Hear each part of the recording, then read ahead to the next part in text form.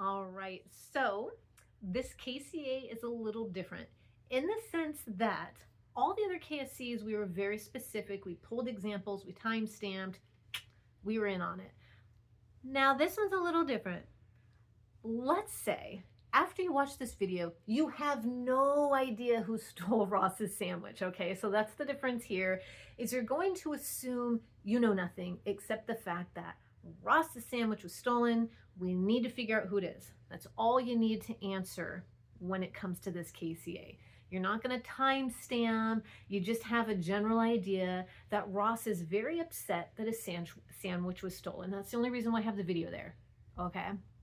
All right, the reason why I have to say that is your goal here is to conduct a study. Okay, we're just going to conduct a study to try and figure out how might we figure out who stole Ross's sandwich. Okay, so it's just a study, and the study here, as you know, you need to find the characteristic of interest, not the character of interest, no, characteristic of interest, which is the question we're trying to answer, okay?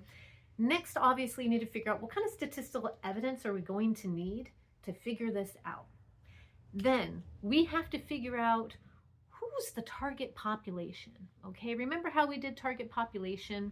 And then we also need to figure out a sample size of the target population. We need to figure out a sample size of this.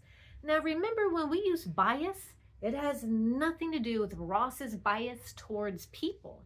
It is the bias of the sample.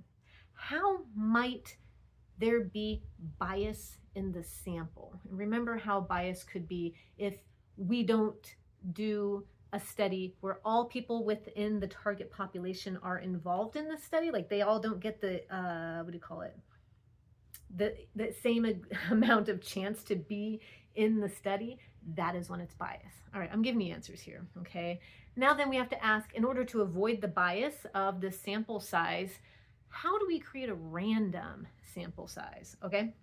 Anyway, I just have to point that out because when I do this, oftentimes students use bias incorrectly, use characteristic incorrectly, and then somehow throw in the fact that they know who took the sandwich, which I just have to remind you, ignore the video in that sense. We're just going to conduct a study. Pretend we have no idea who stole Ross's sandwich.